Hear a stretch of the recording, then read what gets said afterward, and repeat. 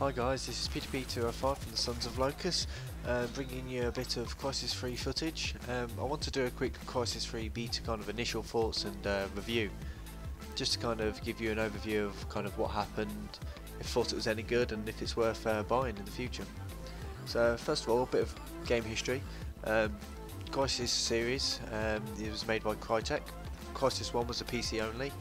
Crysis 2, however, was then released on Xbox, PS3 and PC, which was a great game, but had kind of balancing issues and connection issues, which ruined its chance of kind of making a AAA kind of platform game.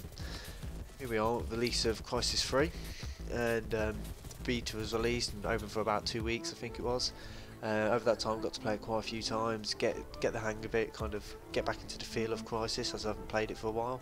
And I was fairly impressed. There was a lot of content there. There was only 2 maps released for the beta and 2 game modes, Hunter and Crash Site, which I'll talk more about later. But I'm going to start off with the presentation. With it being Crysis, you've kind of, obviously, if you've seen any Crysis 2 or Crysis 1 footage, you'll have high expectations, and it does not disappoint. That's for sure. The graphics on it and the sound on it are phenomenal. Crysis 3 runs on CryEngine 3, I believe it is, which is an amazing piece of software, really powerful. There's a lot to it, and the lighting on it is amazing. The kind of textures and graphics are all top notch, along with the sound quality, which kind of, it all holds really together and brings that really kind of hard hitting feel that you really want for it, and helps you get in the game. If you've got a headset on, you'll lose yourself in the game and the hours will fly past simply because of the amazing sound and graphics. The atmosphere of the kind of games is a lot better, and the maps, for instance, and kind of the in Crysis 2 were very kind of industrial city kind of landscapes. This one, they've really took it back to its roots and gone back to this kind of overgrown, destroyed landscape, which really suits it a lot better and gives you a kind of really nice rustic kind of game feel. So yeah, then the game modes that were released with this beta were Hunter, which was a new game mode for Crysis, where one person's, it's kind of like the Halo flood kind of mode, where one guy starts off as a guy with a nano suit, full stealthing capabilities with a bow. That's a one-hit kill.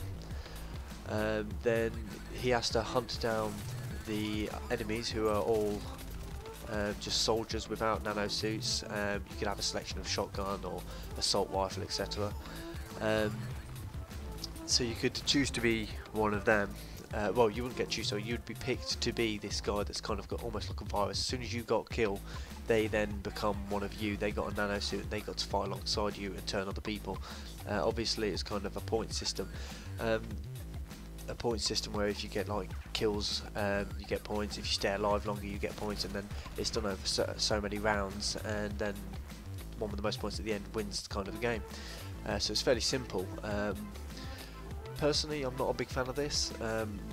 It's great in concept, but what you find is that basically people go and find a great space to hold up, or in a group of 2 and hold up and stay stealthed and kind of don't move around much. You know, that's kind of takes the fun out of it. But there is some great elements to it, like when you are not got the nano suit, there's this great feature where when someone in a nano suit who's stealthed comes close to you, you start getting a beeping, and it really builds up the tension. You kind of start feeling, hang on, you get paranoid almost. You're looking around corners, you kind of laying it to kind of find out where these guys are. So it's really, in that sense, it's really good. But what you find mainly is a lot of camping, and that's the kind of problem with it. The second one is a returning mode, which is Crash Site mode, a kind of kill the hill objective mode where you have to stay in a point to hold the point, gather points up. First one to so many points wins. It's fairly standard mode across most games. It does work really well, however. The sites move around while the points on the maps are great. There's always angles to get to the point. You can go underneath, over the top. You kind of go straight for the point. There's always kind of a way to kind of work it. You can't really get trapped in a spawn trap or anything like that. So it works really well. But this is very similar to Crysis 2. Not much changed on that mode. Then down to the multiplayer. weapons, a lot of featuring of weapons are returning. The Scarab, which is kind of the go-to weapon. It's the first weapon you get as like the assault class. It's really good. Assault rifle, spray and pray pretty much. Um, the thing I really want to kind of the balancing on the multiplayer balancing I want to talk about is the maps. Even though there was only 2 maps, Airport and Museum, these 2 maps are probably some of the best map design I've seen in a long time. Uh, Apart from the graphical side of looking great and having really good atmosphere and kind of working well, they flow great and they kind of give opportunities for no matter what type of playstyle you've got. If you want to run and gun, that's fine. You can, there's plenty of space to do that. If you want to sit back and sniper, there's that too. There's angles where you can work. Um, if you've kind of a tanky player, you can go for that too. There's all sorts of opportunities on these maps, and they've designed it really well. Airport especially, there's a crash plane in the middle of the site. There's loads of open land, but there's also underground tunnels. You can climb on top of the plane and jump down onto the objective and points, or take a kind of sniper up there and sit on a wing, get some great shots. So the maps for me were the highlight of the beta for sure. I mean, they really did kind of show what the game's about and gave you a really good chance to kind of get a feel for it. But on the balancing issue, however, the classes, I did only mainly play the kind of pre-made classes, your assault classes, your sniper, heavy gunner, and scout. But the only one I really enjoyed playing or kind of felt was kind of working was the assault class, and this is what I saw pretty much everyone using as well. It's your main run and gun class, assault rifle with a pistol, grenade. Also for kind of abilities wise, you've kind of got automatic damage shield comes on, so when you first get shot, so you've kind of got that bit of time to react. It's a really good class. Obviously, it works both mid-range and short range. Long range not so much. You do need to get a bit closer. Thing is with the other ones, the heavy class was a real disappointment. I tried that, wanted to kind of be a tanky, kind of run in, take some shots and kind of blow people away, but what I found was the actual gun itself wasn't particularly powerful. You were too slow to kind of get away or kind of do any kind of movement to kind of keep yourself alive. So it basically ended up where you was kind of just walking out, shooting people and them killing you before you even had a chance to kind of do anything. Sniper, for me, I'm not a big fan of the Crysis sniper. I think maybe from a Gears kind of perspective, I love the sniper in Gears where you've kind of got one headshot, it takes skill. With this, it feels more like a kind of bolt action rifle where you've got to take a shot, take a shot, take a shot.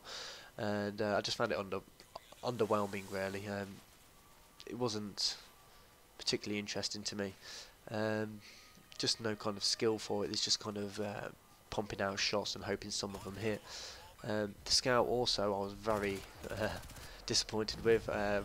Tried to do a few kind of getting up close, running and gunning, but just found it underpowered. Shooting people close range with a shotgun should kill them, but all I was getting was a couple of hits in and then being turned around and meleeed down or something like that. So overall, kind of, I thought the balancing wise, it wasn't great. They could probably do with a bit of work on that. Maybe that's just me. Maybe that's just my playstyle not being working well together. So I don't know. Abilities wise, though, there's loads of. I mean, if you used to create your custom class, there's loads of guns to choose from on all the different types of classes, different snipers, different assault rifles, heavy guns. So you've got plenty of choice if you want to build your own kind of setup, which is obviously what most people will be doing. Also, abilities wise, it's a wide range of things. Things like where I had the auto kind of shield coming on isn't great for kind of hardcore players because they'll know just to flip it on themselves anyway. So there's no worries for them. So I think maybe once you start building your custom classes, you might find that some of these weapons come more into play. But for the builds that they had, I wasn't too impressed.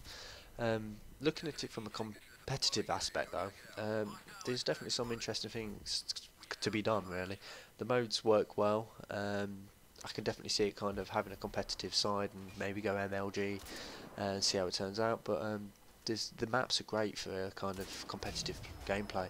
As I said before, the maps really well balanced. The spawns on them are great. The points are great on them.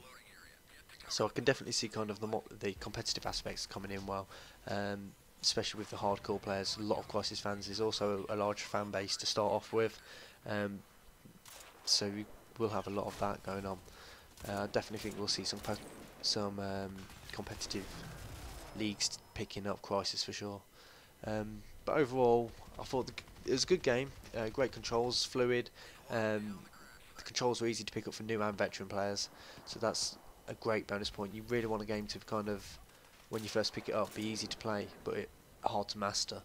Um, it's definitely improved on Crysis 2 and will do better. I'm sure that it will do a lot better than Crysis 2 did. Crysis 2 really did flop when it came over, but I'm pretty sure Crysis 3 will have a lasting power.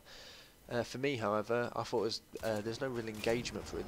I found it hard to kind of push myself to play. I just found myself wanting to go play other games instead of doing this and making a kind of initial thoughts, which is why it's kind of a bit late out and took a while to do as well. Mainly because it's just a standard first-person shooter. There's nothing new or amazing about it. It's just you run and gun. If you like first-person shooters, if you like Call of Duty, you know you're probably gonna like this. It's very similar in that respect, except for kind of slicker and graphically more impressive. So yeah, I'll put it personally. I'd put it above Call of Duty. Probably gonna get flamed for that, but I don't mind. That's fine. I'll stick my neck out on that one. But yeah, it looks amazing. The map design is something I'm really happy with. For only them two maps, obviously, we should see in the full version. But for me, map design was probably the best I've seen in a long time. So yeah, that's kind of my overall thinking of the game.